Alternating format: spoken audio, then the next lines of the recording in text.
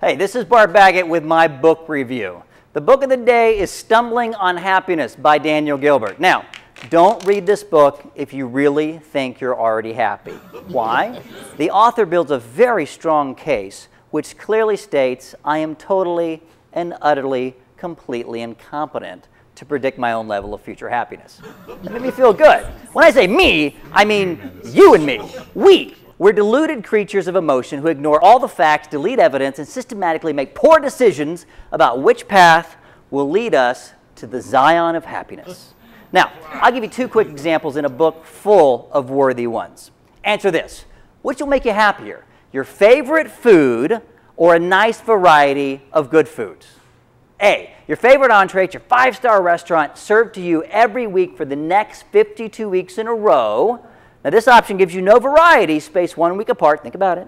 Or option B, a different entree at your favorite five-star restaurant served every week for the next 52 weeks in a row. Now, this option gives you variety spaced 1 week apart. Which one would you choose?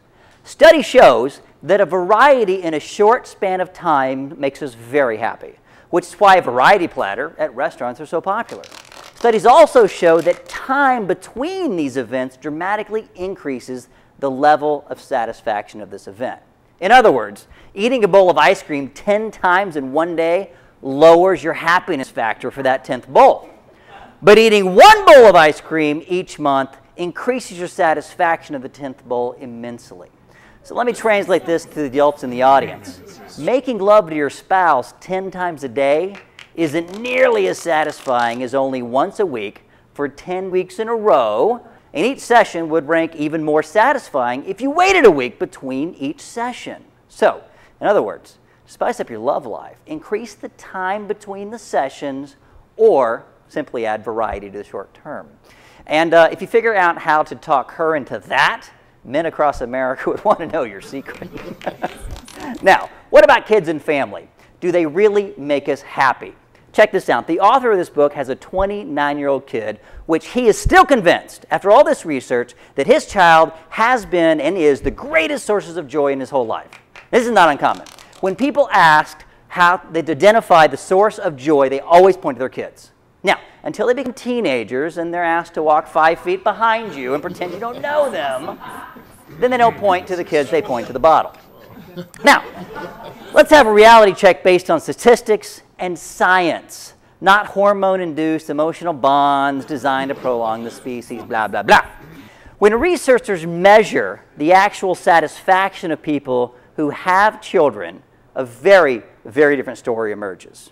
Check out this handy little graphic I prepared for you. There's 4 separate independent studies telling us exactly the same fact.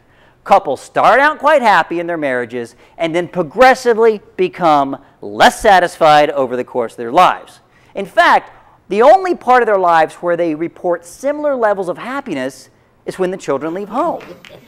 Translation, that feeling all parents get when they feel overwhelmed, unappreciated, and trapped in an endless cycle of parental responsibilities, you're not alone.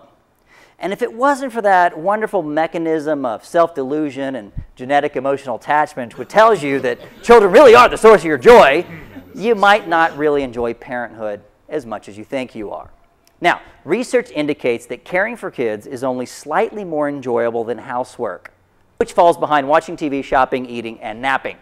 Go kids!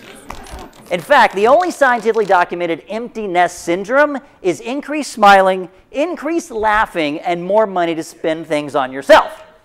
Now, Mr. Gilbert says the only reliable evidence which could really help us predict what makes us happy in any given option is to interview people who are actually experiencing it right now, Interview real married people, current parents, working cops, working comedians, and then see if that career will make you happy. So, are you really happy? Who knows? My future is bleak because I'm completely and utterly incompetent to predict my own happiness.